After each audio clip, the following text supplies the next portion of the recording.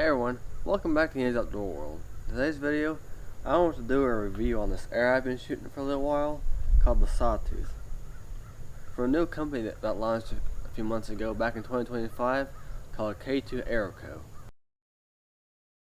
So like I mentioned just a moment ago, a new company that launched back in 2025, I was fortunate enough to get my hands on some of them from a pre-order, which of course, since I got them on a pre-order, it did take them a little while to get in, but once I did, I got them all fleshed up and started shooting them for a little while.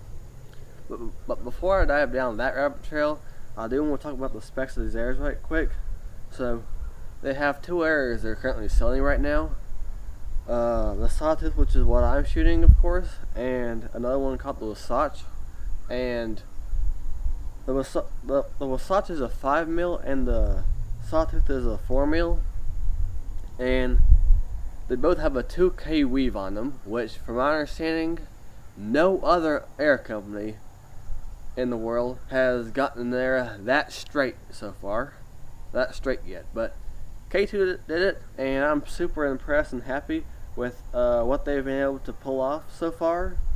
And yeah, I am just a little bit curious if they might make anything straighter in the future, but we'll see, I guess.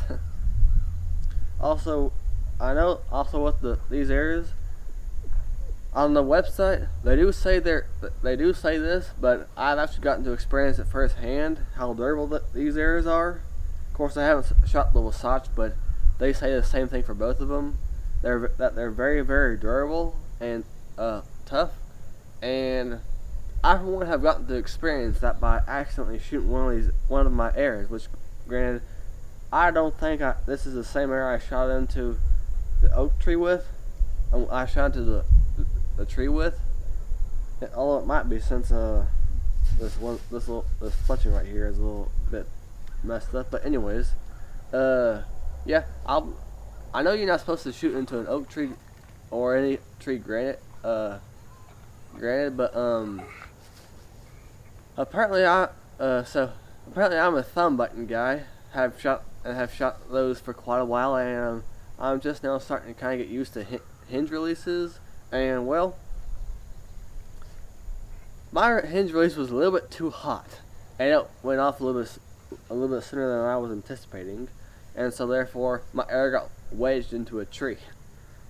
Actually, about an inch deep in it, but I was able to pull the arrow out fine, and well, didn't have much wobble to it when I was doing it, and yeah, it stayed intact the whole time, and found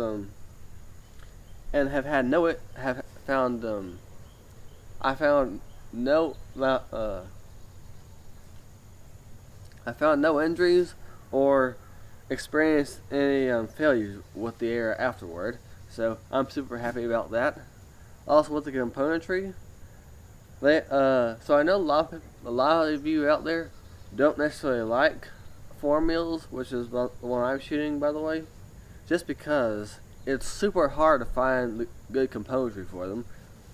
And well, K2 actually got that fixed, and on their website you can actually find just about as much componentry options that you can for the Wasatch, the 5mm, that you can for this one. Of course, it's not. Of course, on the 4mm, it is just a little bit more limited since it's a smaller diameter weave, but still, you get tons of options with it anyhow.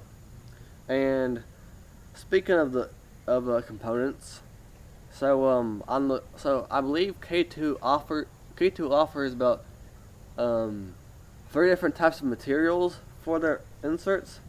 2 of them, which I know, are aluminum and steel. I'm not sure what the other one is. It might be aluminum and steel and titanium, aluminum titanium. If you want, you can go check that out at K2 yourself. Also, I believe with the grain weights you get with them is around 55, 75, and 100 with the inserts, and with the collars here, they do come in aluminum and steel, I believe. And that's about all I know for the componentry at the moment. But yeah, super durable arrow. The components were super tough themselves. Like I mentioned earlier, I had no hiccups or issues with pulling it out of the oak tree, and the color stayed perfectly intact. Like it had never really even been shot into the oak tree, period. Of course, there was a little bit of a scratched paint off of here, scratched off of here just because I pulled it out of the tree. But other than that, it stayed perfectly fine. Honestly, I did get this before I bought these arrows. I did happen to see a video of somebody who had actually hit the color, which is another component I have on here, with a hammer, and it stayed perfectly intact. And on the weakest point, I believe, no bend whatsoever. So that's something else really neat about K2. Now that I've talked about kind of the componentry and the specs on these arrows a little bit, which granted, I don't have them all memorized. And if you want to look further, you can go to K2 yourself and find that out for yourself. But I'm just talking about what I can remember. Anyways, though, so now let's talk about how they shoot. So when I first got these arrows in, granted, I never have known what near straight arrow can perform, and at 20 yards, I was shooting bullet holes into the target, if you will. I mean, at 20 yards, I was getting such good grouping that I was afraid that I might accidentally Robin Hood something, which, as long as it took me to get these arrows all set up and ready to shoot, I certainly did not want to do that. But yeah, at yardage, these arrows perform flawlessly, and they're super accurate.